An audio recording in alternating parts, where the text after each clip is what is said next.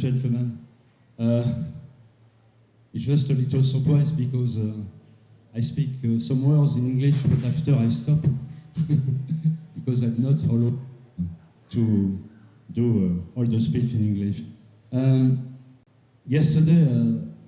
Hier, je vous ai parlé du laboratoire de Toulon, information, milieu, médias, médiation, et qui est la particularité un peu en France, on a vraiment une structure qui fait que la formation et la recherche sont très proches, très adossés l'un à l'autre, et d'autant plus à Ingémédia et I3M à Toulon, on travaille beaucoup dans un transfert, une relation permanente entre la formation et la recherche.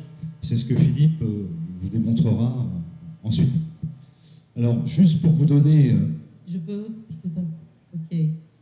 Ontem eu apresentei a vocês o laboratório de Toulon, da nossa universidade, que é uma particularidade na França, onde tenta unir formação e pesquisa, e em especial no curso de Engenharia. Donc, en vous rappelant bien entendu que le laboratoire, il est situé par contre, lui, Ingémédia c'est Toulon, mais le laboratoire est situé à la fois sur Nice et Toulon. Alors, si vous voulez, on a rassemblé nos recherches à Toulon autour de la notion de dispositif. Vous l'avez là, dispositif d'information socio-technique dispositif socio-technique d'information et de communication. C'est-à-dire que, pour aller assez simplement, parce que c'est un concept un peu délicat, un peu difficile, on considère, si vous voulez, que les technologies entrent dans les collectifs humains, qu'il y a une très très forte relation quasiment inséparable entre les techniques et les humains. C'est pour ça qu'on parle de socio-technique, et que ça agit réciproquement de l'un à l'autre, et on considère à travers ça toutes les questions d'usage, de médiation, de transformation, en considérant que ce n'est pas la technique qui prime sur l'humain, mais que l'humain il est aussi pris d'une certaine manière dans les dispositifs techniques, et qu'il y a des agencements, des procédures qui permettent que ces technologies favorisent des questions qui sont liées aux mutations des formes de société, qu'il s'agisse des organisations, des entreprises, de l'art, de la culture, etc. etc. Donc l'idée, c'est toujours penser qu'il y a une influence réciproque et permanente des techniques sur la société et de la société sur les techniques, et que ça interagit, excusez-moi pour le mot, en permanence. Resumindo pouco o que ele falou, esse laboratório, na verdade, ele se estende de Toulon a Nice. A ideia é, enfim, trabalhar sobre a ideia do dispositivo, que é um conceito delicado, mas, enfim, sobre uma vertente mais sociotécnica, onde a ideia é a relação entre técnica e o humano, né? Ele acredita que há um tratamento de reciprocidade entre essas duas áreas, e é sobre isso, então, que é seu estudo. Alors, pour vous donner une idée, on travaille beaucoup sous l'idée et l'approche d'une recherche-action, une recherche appliquée, ce qui n'empêche pas d'avoir une attitude distanciée et critique, mais ça veut dire qu'on s'implique complètement. Aérocoptère, une grosse société de construction d'hélicoptères internationale, dans des bibliothèques avec lesquelles on travaille, pour la région du Sud, du Sud de la France, pour des organisations qu'on appelle des organisations de la connaissance, ou des organisations créatives, et on s'implique, on s'immerge dans les contextes, et en même temps, on essaye d'avoir des approches distanciées, tout en collaborant étroitement avec les sociétés, les groupes ou les structures avec lesquelles on travaille. Ça donne, si vous voulez, l'idée qu'on a choisi vraiment de se positionner autour des questions de culture numérique et de capital numérique. Nós trabalhamos, então, com uma pesquisa aplicada, né? Trabalhando em vários projetos, com bibliotecas no sul da França, muito ligada à organização de conhecimentos, né? É uma visão, às vezes, distanciada dessas produções, e a ideia é trabalhar em torno da cultura digital. Et pour terminer, si vous voulez, pour vous donner une idée, on suppose, enfin on constate, que peut-être contrairement à ce qui s'est passé avec l'informatique, la micro-informatique, l'informatique pour tous, la culture numérique est plus complexe parce qu'elle est beaucoup plus centrée sur des problèmes d'individualisation, qu'elle provoque des changements qui sont très complexes et très hétérogènes selon les situations, qu'en même temps, le numérique interroge beaucoup les collectifs ou les organisations dans lesquelles il devient un élément moteur de l'évolution, et que ça pose aussi des tas de problèmes, des tensions, que ça ne va pas tout seul, contrairement aux idées parfois répandues, génération X ou Y ou Z, les geeks. On pense que ça ne va pas tout seul, que ça ne va pas de soi, et que ça pose de très très gros problèmes et de grosses interrogations sur les contextes dans lesquels le numérique arrive. Pour vous donner un exemple, sur les médiathèques, puisque Philippe vous parlera plutôt d'Eurocopter, sur les bibliothèques, on s'aperçoit que ça interroge directement la nature même de l'activité, la mission même de la lecture publique, puisqu'en France, la bibliothèque est étroitement associée à la question de la lecture publique, l'alphabétisation, dans des zones rurales, etc. Et que ça interroge beaucoup les gens des médiathèques et des bibliothèques sur qu'est-ce qu'ils deviennent, qu'est-ce qu'ils font. Et puis n'oubliez pas que ces organisations sont fortement concurrencées maintenant par Google, par Amazon, et qui doivent se poser la question de comment ils peuvent faire pour exister ensemble, comment ils peuvent utiliser le numérique, mais sans perdre leur qualité, leur origine, leur identité, et sans devenir de simples commerciaux de la culture et de la connaissance. Et donc, ça pose de très grosses questions, et la question de la culture numérique, très hétérogène, très individualisée, avec de multiples applications, là où les individus deviennent de vrais acteurs du changement, c'est plus simplement des sociétés, des collectifs, c'est l'individu lui-même, et toutes ces questions-là, interactivité, transformation individuelle, individuation, sont des questions qui nous préoccupent beaucoup, sur lesquelles on travaille. Et Philippe va vous donner un exemple avec une société, Eurocopter, avec laquelle on a travaillé. Bem, diferente do conhecimento da informática ou da microinformática, a cultura digital pressupõe uma certa individualização. É um problema extremamente complexo e, enfim, trabalha também sobre a ideia de coletivo e cria uma série de tensões e problemas, né? Por exemplo, no caso da mediateca para a qual nós trabalhamos, se perguntar, inclusive, sobre a natureza da própria leitura, né? Como eles se perguntam o que, por exemplo, no caso das mediatecas, das bibliotecas, qual o seu papel diante da concorrência que existe com outras ferramentas hoje, como o Google, né? Como coexistir com essas ferramentas, né? Enfim, então, hoje em dia, a questão é mais da individualização e da própria interatividade. Felipe vai falar um pouco, Felipe Bonfils vai falar um pouco do projeto que ele trabalha, que é um bom exemplo do que a gente acabou de ouvir. Thank you, Eliane. So I'm going to just introduce you one work which follows what Michel said about making experimentation to try to study uses and how to design the interactions for new kind of uses. So that project is about a serious game we set up with the Eurocopter company, which is an industry, a very big industry. They make helicopters, and they are a worldwide company. They would like to teach, to help their pilots to be trained in a distant e-learning system.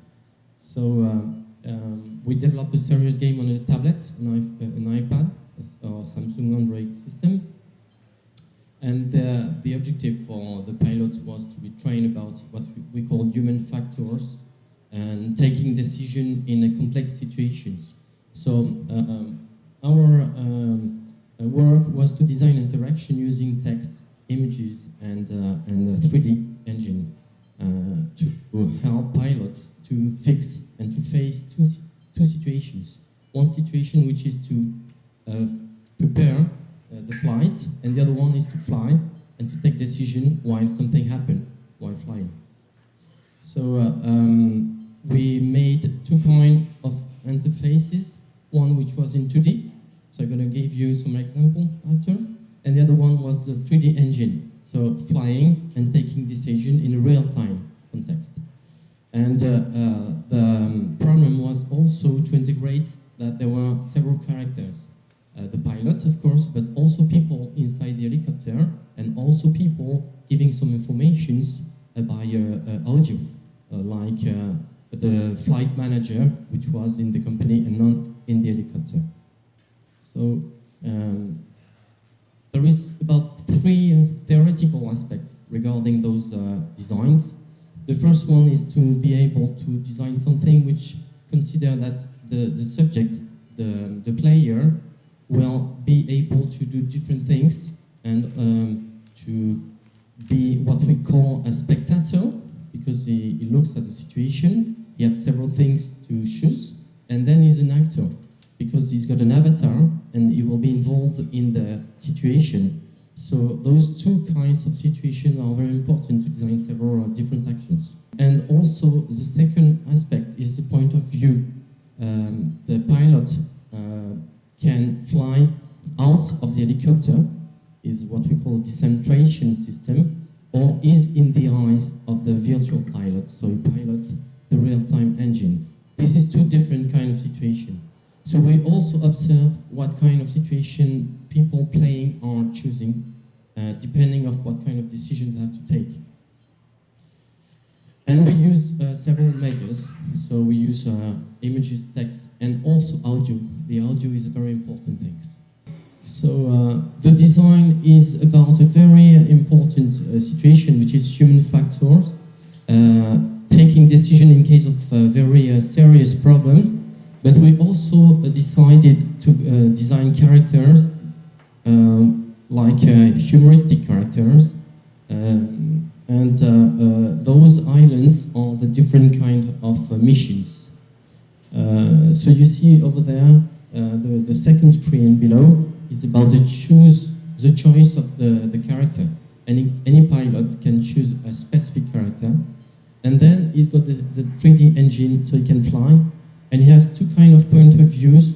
The first one upstairs is about somebody using out of the machine point of view. So you can see the machine, and you can see all the environment around, and you can be able to anticipate problems. The second one is when you're inside the eyes of the pilot. We also designed a second game that year, that one, and we tried to,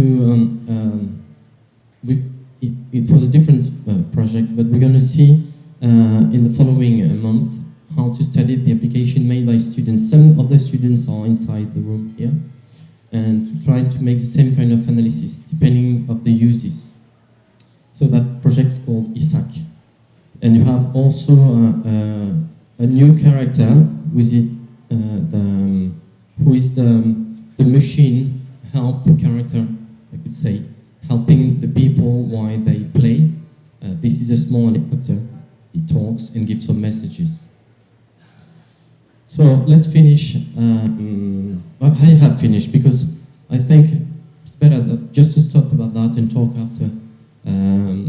The following screens were about all the theoretical aspects, but I think it's not interesting to talk about that today. So thank you very much. So hi, I'll be talking in English also.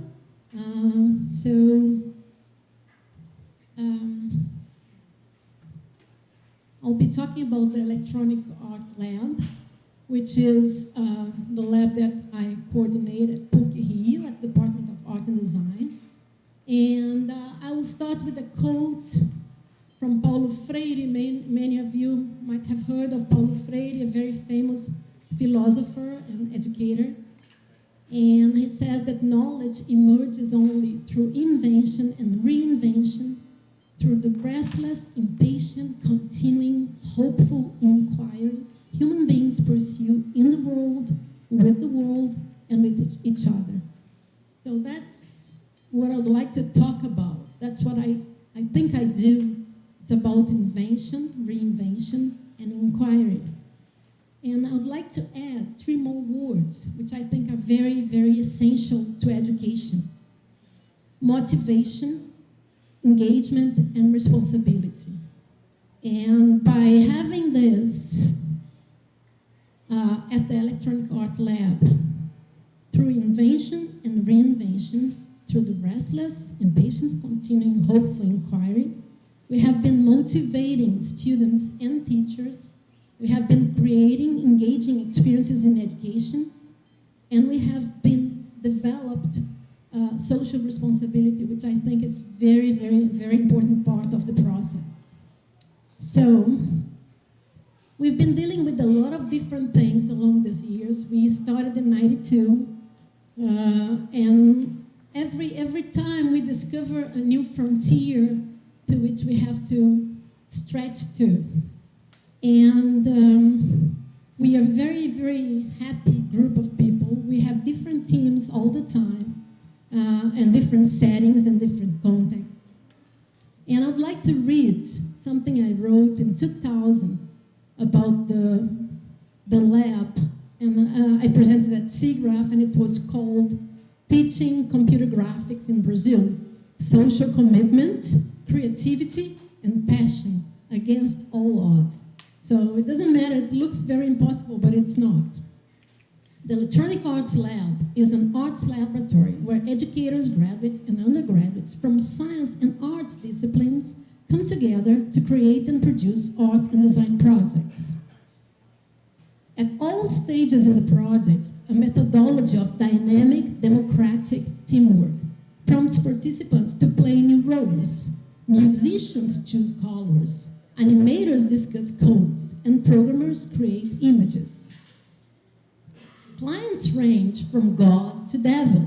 We design rock band sites and interactive Bibles. Research projects cover social issues like new media literacy and World Wide Web design and its cultural implications, and designing ATM interfaces for users with different levels of schooling.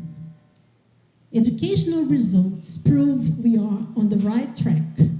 Student participants improve in terms of knowledge and skills, develop high levels of creativity, maturity, and social commitment, and are now ready to help shape our unequally connected society into something much better for all of us.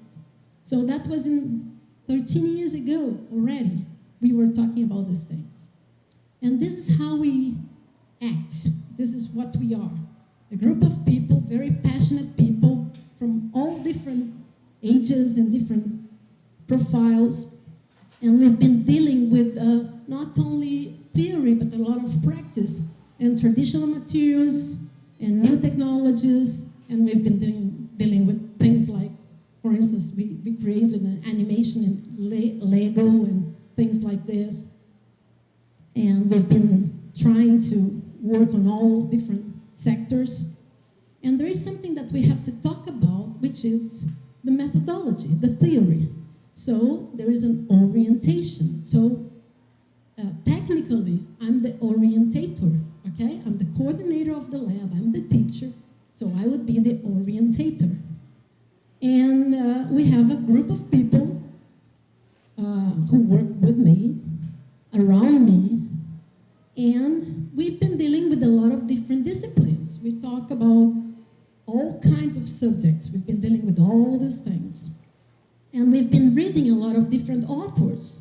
Again, electronic artists and theory about psychology and social impacts and software studies and all kinds of people. But there is something different about this group. This orientation is not quite right.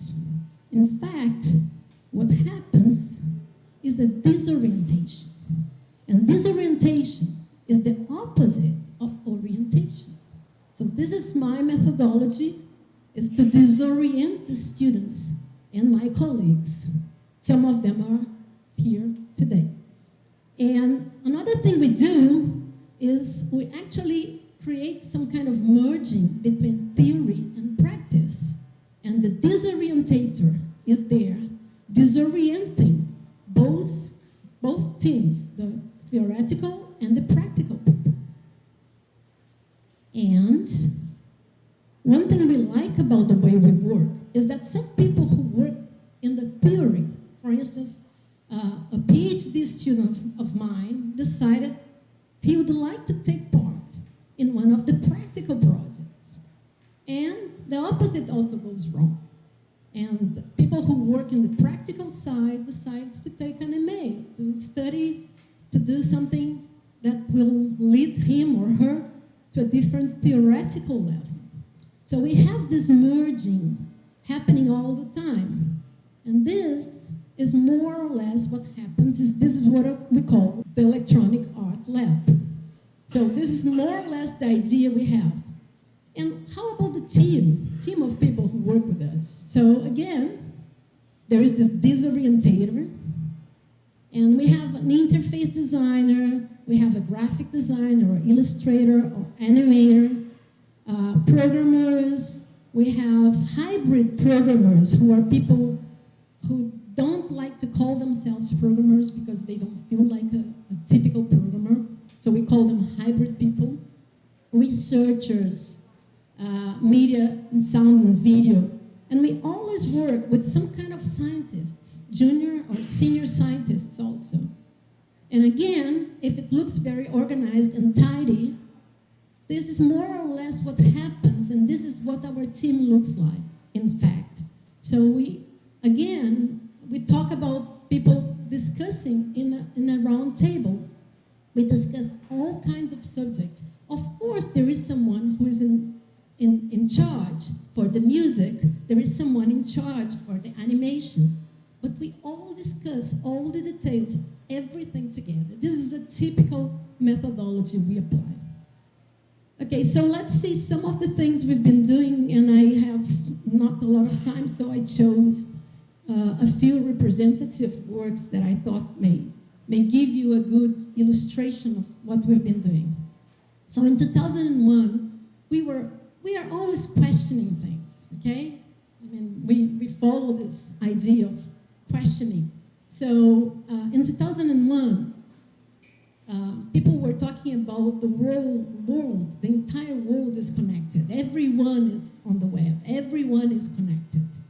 And in fact, in 2099, when we started this research, only 7% of the population of the world was connected, was on the web. So we decided to do something about it. And we created an installation that was shown at SIGGRAPH in 2001 that was about netizens, net fringers, and outsiders. So there would be like an entrance, the person would enter, would step on worn out shoes. There was like 140 pairs of worn out shoes that have been used by real people. And we had like a big pile. And by stepping on the shoes would trigger a sensor, and they would trigger, they would have sensors underneath, and they would trigger a soundtrack. Something like, oh, I love the internet. And then you would step on another shoe and it would say, internet, what is this? I've never heard of it. So we interviewed 100 people in Rio in 99 and 2000 on what they thought about the internet. Some of them knew it very well, some other people didn't know anything about the internet. So we decided that would be interesting to show people the different perception people had about the internet in the year 2000. And the person would go inside the chamber and it would see what other people said about it, and then there would be like a feedback session. At the very end, the person would be invited to say what he or she thought about the same issues. So just to give you an idea, this is the feedback session. Okay, this very old computers. I mean, it's funny to see, this is SIGGRAPH. It's funny to see this very old, I don't know what model were they, but very, very old models. Okay, so we would have questions like, come and join our site. The person would, this is in the feedback session. Who are you? And occupation, city and country of origin. And the person would fill these forms in a very funny and pleasant way, up to the point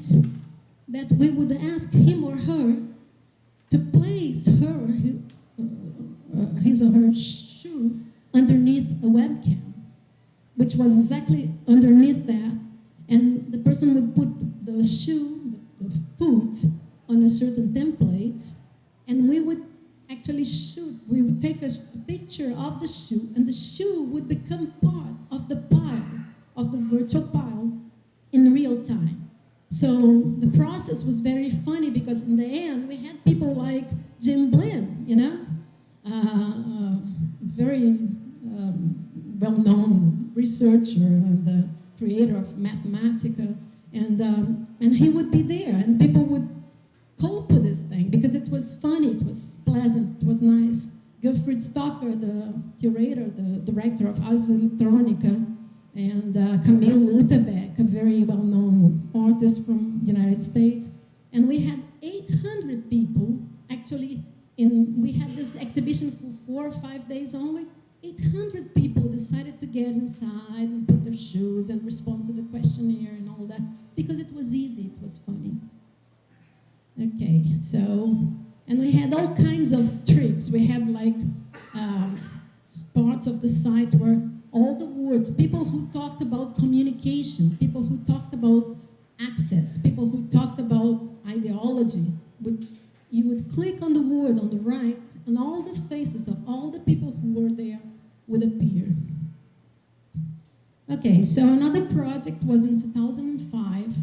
We decided to work with the issue of hunger, world hunger. 1 year or 2 years before, we had a new president in Brazil.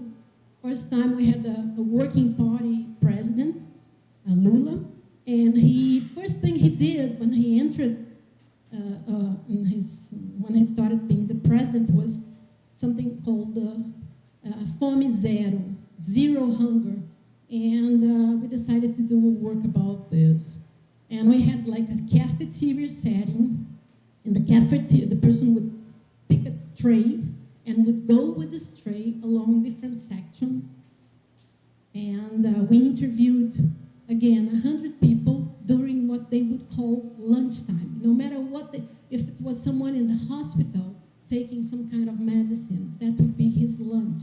If it was a beggar having a leftover of someone, that would be called lunch for him. We would interview people during their lunchtime, and we would, whatever, you know, people from different parts of Brazil, and we created this cafeteria, and the person, we had different, and so inside the tray, on the plate, the food that the person was actually having would be shared with the person viewing the installation. So we had different types of people having different types of food, right? This guy was in the hospital, that was his lunch. And then we would have questions. We questioned these people about what they thought about hunger, if they have ever had hunger in their lives, if they have ever starved to death, if they, and we were very surprised to hear that most of the people we interviewed had a lot of problems with this. And the persons would go around the cafeteria with the tray, and they would have to pay the bill for this at the end. And not only we work with virtual, but we work with the physical world also. So we had to create the stands, we had to create the displays. So we had people working in this design of the actual stand, and we had this to think about all these details, and the tray, we had to actually customize a tray. And we ended up showing this in São Paulo and Itaú Cultural, and we also showed it at the Maison Européenne de la Photographie in Paris. So we created a site, and we published everything we do, and we had all kinds of things. Another work I would like to show was when we started to work with mobile technologies. We did a lot of different things. For Nokia, we were invited to work in partnership with Nokia, and we did a lot of different things with them. This is the Lego animation we did, but we were invited to create some applications. But what I want to show you is this one with augmented reality. We had 2 weeks only to produce something that was Tom Jobim, the very famous composer, playing The Girl from Ipanema, and we showed it in Ipanema. So we created with Sander Van Hoff, a Dutch artist. We created this with him, and we showed it as part of the Mobile Fest. And we actually we printed the QR codes on the towels on the sand, and we recreated the old Ipanema things we used to have. And we had the son of Tom Jobim, Paulinho Jobim, there kind of hugging his father. And this was in 2010, so it was, again, and we did all this in 2 weeks. And the final one I would like to show you is something we did a few months ago. We were invited to work with the northeast of Brazil. Some public schools, very, very poor kids in very poor public schools were having a science fair. And some of the projects that these kids did were transformed into interactive installations. They invited us to help them create this interactive installation. So we have, again, the team of people. It's a good mix of undergraduate, graduate, ex-students, PhDs, recent PhDs, and colleagues. And the work was actually shown, it's being shown now in Sergipe at the Museu da Gente Sergipana.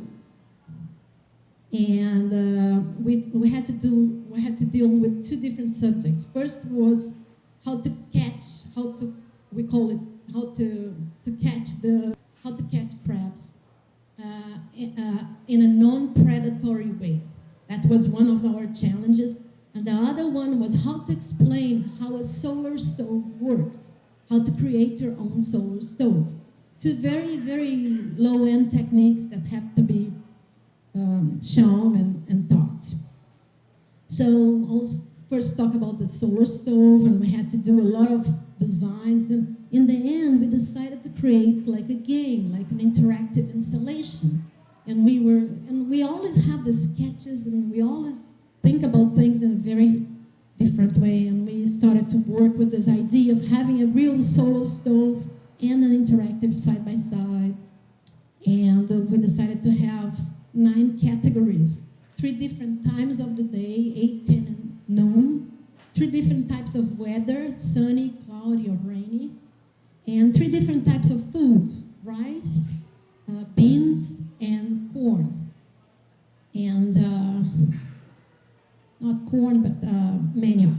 And we started to work with this displays. It's a lot of work until we found the nice proportion, and then all the icons, how to deal with the words and details about the icons and the interface, and then the display, the actual place where people would stand. The idea was people would play with this in group, and by playing over this, what we call the carpet, they would actually understand how the solar stove would cook, how long it would take to cook, how much energy it would be saved. So this is the 3D representation, and this is the actual thing. We actually did it quite close. This is the actual one in the museum. So people were having a lot of fun. This is something that really was very interesting. So people would learn about how much energy they would save and how much time it would take to cook different things. This is the team, very happy. Okay. The crab, I'm not showing you the video, but I'll go on. And this is the non-predatory fishing of crabs. Again, we started with simple ideas, and then we developed into this very, very well-refined drawings and illustrations and animations. And then we had to think about the display and how to show it. And we created a game with a score. We had to create the score, and we had to attach a sensor, a webcam that would censor the device. We had to think about the display and all the details. Again, we take care of everything. And then we had to have a stick with sensors, with LEDs that would be tracked by the camera, and the scores and all this, and all the things that would teach the kids and the people using the game and using the installation what would be a conscious way of catching the crabs without not being a predatory fishing, how they would have to save the kids, the little crabs and the moms with kids, the pregnant crabs and all that, to the point that they actually had this, show you the video, just to give you an idea of what's going on. This is the first person who used our game in the museum. So there's this, it's actually a simulation of we were about to finish to set the installation and we were very happy, so we were showing this. Let me show you when it becomes dark, because we simulate daylight and during the night. So there's a real stick that people have to fish, have to catch the crabs, and there is a score going on. And then it becomes dark, and then it turns into a flashlight. So this is the way they catch crabs at night. It's a predatory way. So people were having a lot of fun also. And just to wrap up my presentation, I would like to say that we don't know what's coming next. We have no idea. But we do know that at the Electronic Art Lab, we are dealing with these issues: motivation, engagement, responsibility, art, design, and digital media. And we believe we are actually dealing with education by doing this. This is what we call education. Thank you very much. Boa tarde. Hello, good afternoon. I'm very pleased to be here, and I would like to thank the organization for the invitation. Today I want to talk to you about a contemporary phenomenon that, in my opinion, may bring to the entertainment industry a huge contribution. I'm talking about the fan production, especially the fan films. This is a kind of production that may also change the relationship between consumers and industry, audiences and studios, something that wasn't possible before internet and the access to the means of production, and now it can indicate new possibilities on producing, distributing, and exhibiting films as well. But what is a fan film? A fan film is a non-profit, independent film made by a fan for other fans. It's based on renowned characters and acclaimed stories, filling gaps or creating new plots to superheroes, Jedis, wizards, hobbits, vampires, and anyone else fans may love. Now, I'm trying to show you a fan film called World's Finest, made by Sandy Corolla in 2004. It has almost 4 minutes, and I think it's a very good example of a fan film because it's extremely well done and shows some important aspects about the concept of fan films itself.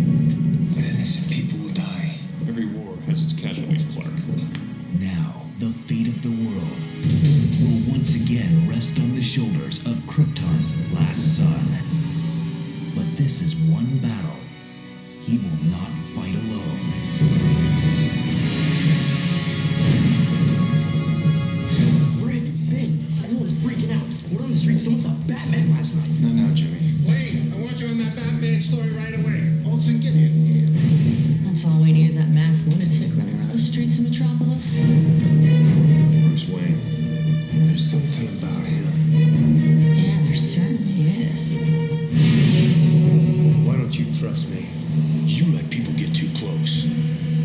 I can't risk difference between you and me. Superman? Yes? It'd be nice to see you sometime. I want 2 birds taken out with 1 stone. You have 3 days. A new partnership between LexCorp and Wayne Industries.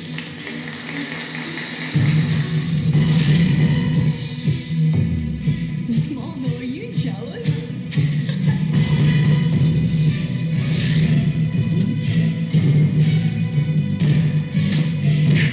Oracle, I've got a situation here.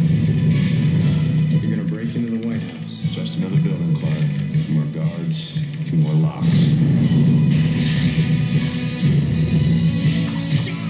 Where's Bruce?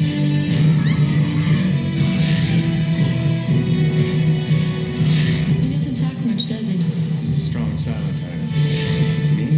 I'm just a country boy. Where's the kryptonite? I know all about your secret romance. He'll come for me when he... And when he does, he will die.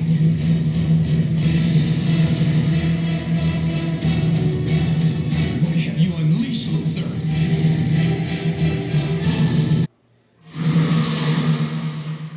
As we could see, it's a trailer, but a trailer that never become a movie. And I personally think that's a pity because it shows in just 4 minutes a lot of action and possibilities for a great story. The trailer format is commonly used by fans to show the most important things they imagine for the story without having to shoot the whole thing. I would like to point some aspects of the disclaimer at the end of the film, in which we can see the use of expressions like artistic expression created purely for fun, without intention to compete with any existing or forthcoming material, attribute, deeply respectful, heartful homage, and it goes like this. A perfect definition of what a fan film is and why a fan dedicates a lot of time, energy, and money to create something like that. And also a way to protect themselves from lawsuits from using copyrighted characters and stories. Now I want to turn to the origins of fan production and what made it possible. It hasn't been too long since the fan production started to be treated like a legitimate culture. For a long time, fans have been treated like passive consumers or potential fanatics, referring to the origins of the term. Always portrayed as individuals with excessive and deviant behavior, the fans were described basically mostly in 2 stereotypes: the obsessive individual and the hysterical crowd. The first one more related with male figures and the other with female fans, screaming for the idols, crying and fainting. The idea of an obsessed individual was reinforced by episodes like John Lennon's death in 1980. Although, when the cultural studies started to focus on the reception process, and built a more precise notion of audience, it was possible to think the relation between consumers and popular culture in another level. Henry Jenkins, in his book Textual Poachers from 1992, used the theory of Michel de Certeau, which treats reading as a poaching activity. To think the fan consumption as a start of something new, the start of a new culture. In an article published in the same year, he defined fans as consumers that also produce, readers who also write, spectators who also participate. However, recreating films, comic books, and television shows were never solely a fan privilege. Most people have the same reaction while reading a text. They wonder what could be different, if there could be another ending. They imagine a series of new dialogues and new possibilities for the characters of a story, producing in different levels new meanings to what is given to them and sharing the result with other fans. Their dedication to some cultural objects and the way they are attached to them create a desire and sometimes a necessity to create something new to satisfy their imagination. And the limits of this creation, the limits of fan production, have always been related to technology, and fans have expressed their ideas using the means that were available. Every product of a fan culture carries its own limitations, and the technological improvement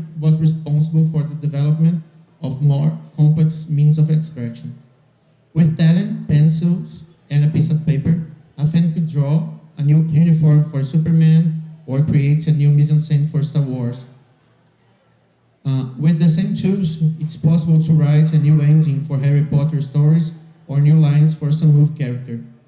With photocopy machines, the fans started to reproduce their creations, sending them to other fans.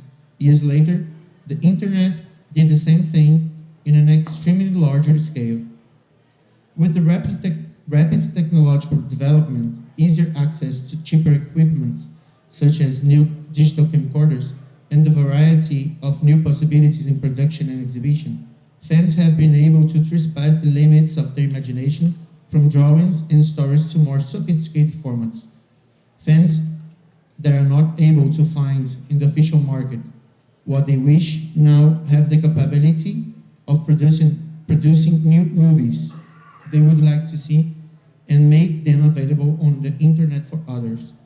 That's how the fan films were created, being considered the most complex product of fan culture, because it combines aspects of all the other manifestations. A fan can make a video at home and show it to friends and family, but Kevin Rubio revolutionized the fan participation in Star Wars in 1997 when he made Troops, considered the first modern fan film, and he put it in the internet. Troops is a parody of the American TV show Cops, which used to expose policemen in action, but substituting the cops from the title for stormtroopers from the Star Wars saga, fighting to maintain the order all over the galaxy. Rubio's initiative opened new tracks to other fans to conceive their own amateur films all over the world. The number of productions started to grow and specialized websites began to appear, still in a pre-YouTube era. In 2002, Henrique Granado, a design student from Rio de Janeiro, made what can be considered the first Brazilian fan film. He imagined what could happen if characters from Star Wars saga were confined in a reality show like Big Brother, and he created House of the Jedi. It was first meant to open the annual meeting of Star Wars fans in Rio, but it became a great success, and Granado made a special edition with extra scenes and commented version of the film on DVD and turned it available on a video store. Granado didn't have any experience in shooting films, neither the actors, who actually have been mainly chosen by the costumes they used to wear in premieres and the conventions. So he preferred to use the limitations, betting in a comical approach. Another good example of a Brazilian fan film is Heroes Brazil, launched in 2008 in YouTube. Based on the TV show Heroes, the short film, like Red Finest, follows a trailer format and presents something that has not been imagined by the producers of the series: the existence of Brazilian people with gifts and abilities similar from those from TV. Made by two students from São Paulo, Heroes Brazil is an interesting case because it was, at first, a special effects test, but it became a nice production. It also received subtitles in English to be viewed by fans all over the world. I want to show you.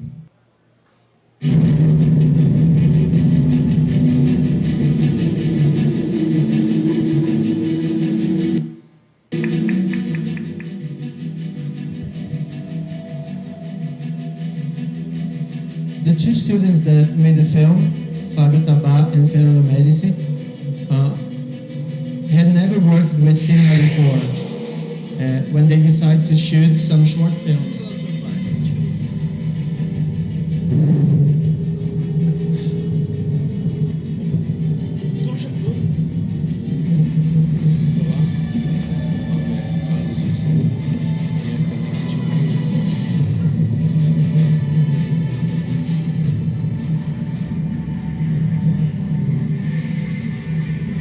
They thought the internet would be a good mean to start, and the fan films the best way of having a pre-audience. After producing 4 or 5 fan films,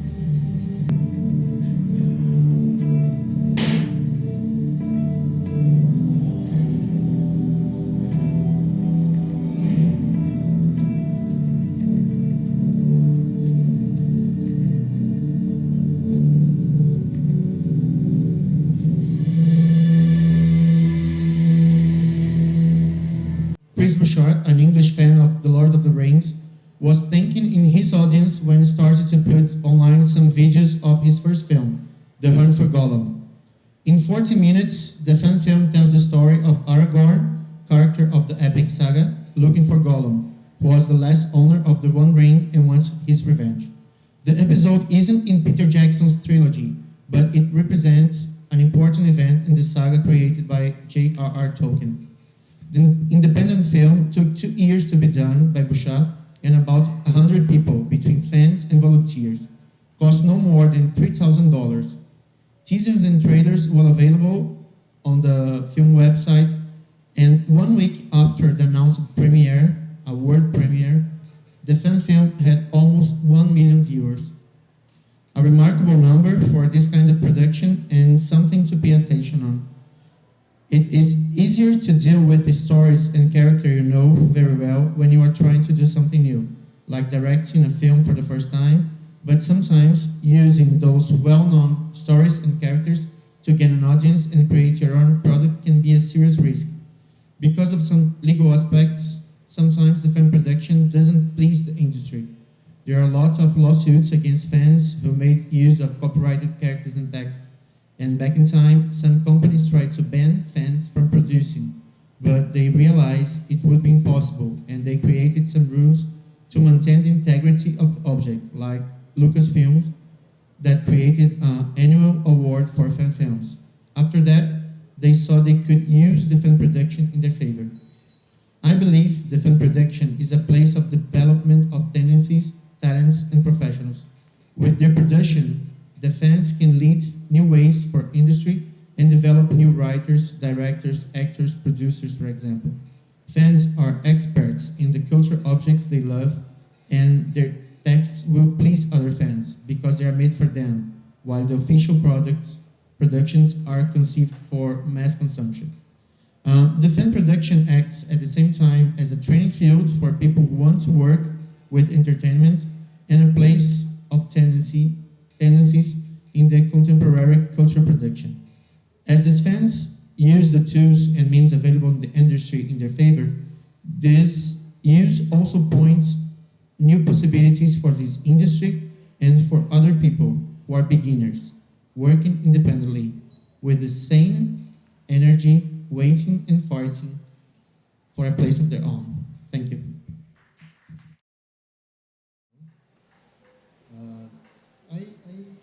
I have a question first to Rejane. How do you deal you said that you have hybrid people working on the groups, and how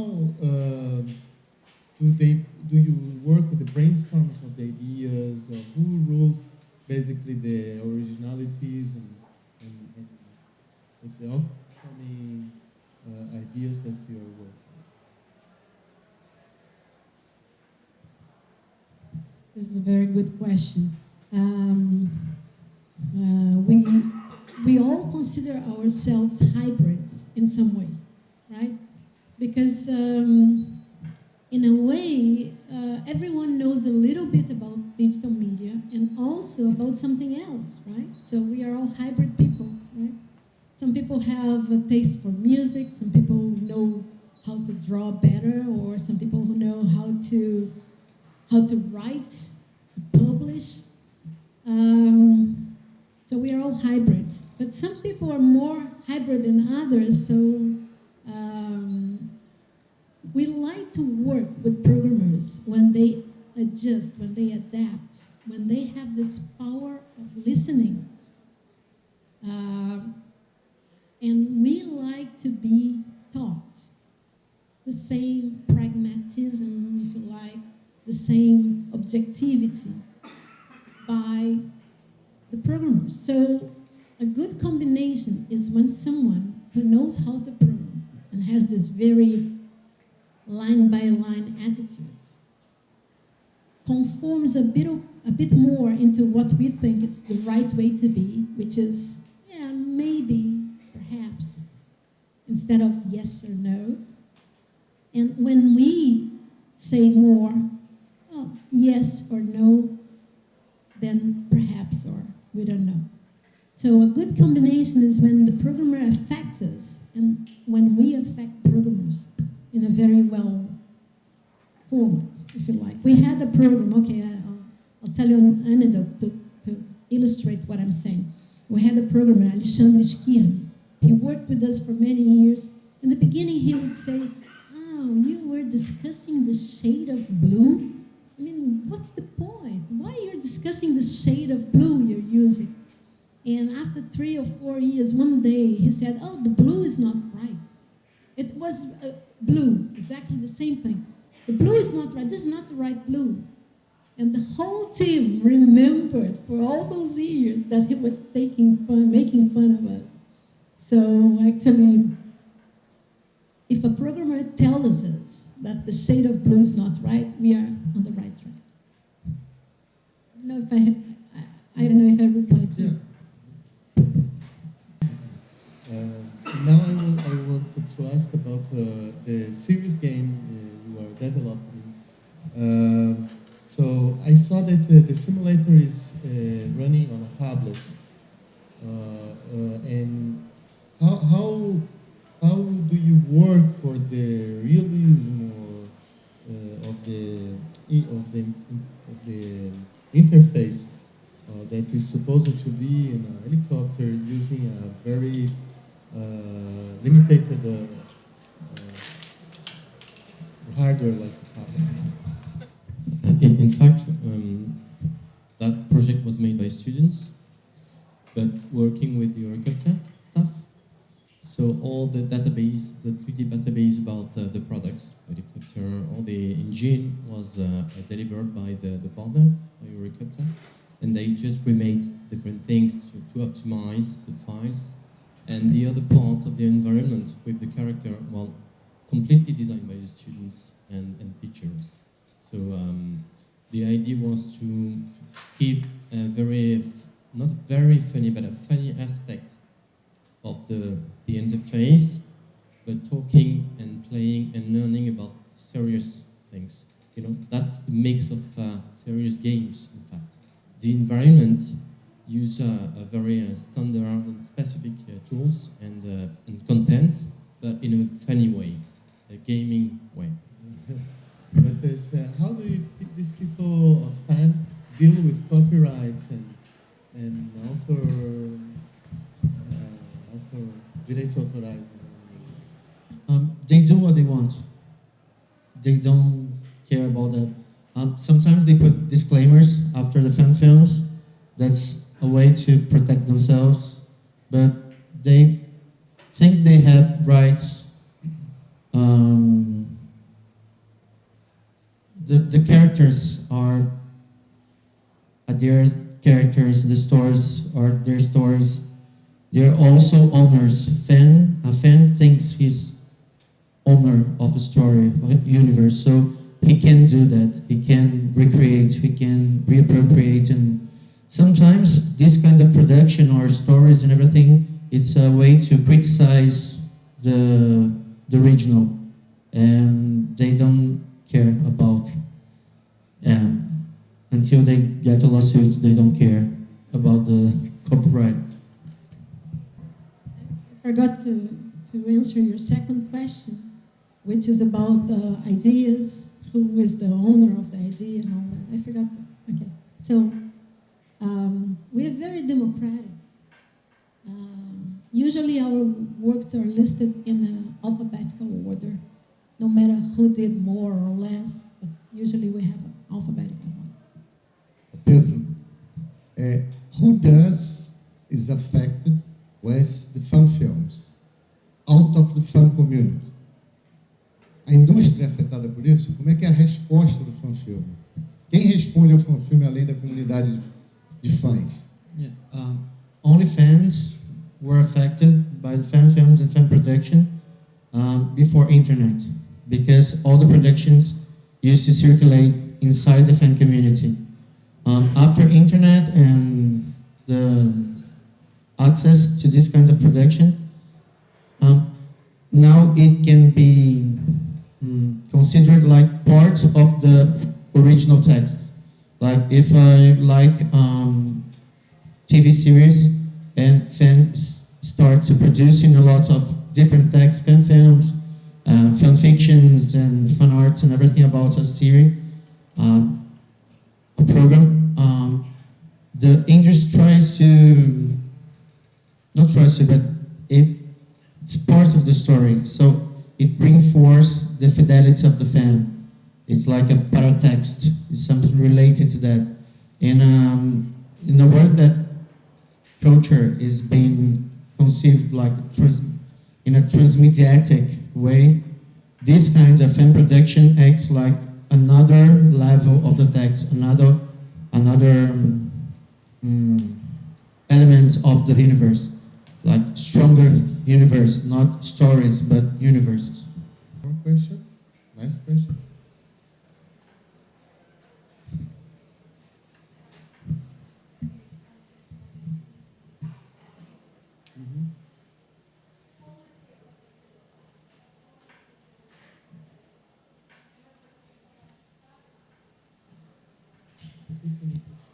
Okay, she's asking me how do we select people to work in our team, right?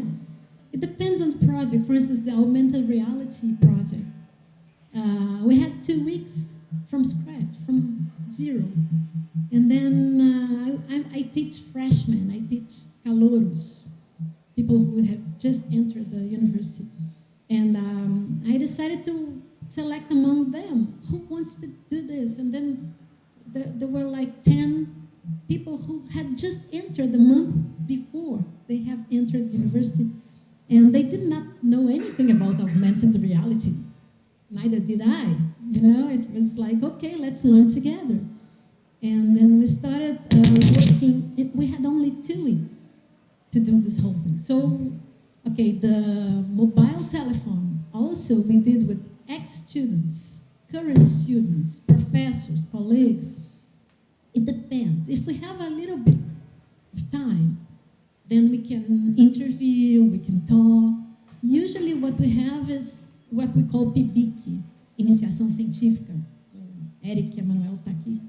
One representative of our Iniciação Científica. He took the whole day to be here to attend this thing. This is real scientific initiation, if you like. You know, this is what I call a good PIBIC. But usually we don't. I mean, people write to me. They talk to me. They talk to colleagues, and it's really open. We have no rules. And it's really, I mean, people here who work with me can prove this. We have no rules. Depends. Everyone is totally invited to contact us and work with us. In order to finish this roundtable, Professor Philip wants to show a very short trailer of the who forgot to show. L'entreprise Eurocopter a lancé le développement d'un serious game visant la sensibilisation sur les risques de perte de contrôle en vol. Ce projet est mené simultanément par Eurocopter et l'Institut Ingémédia, le projet ICAR.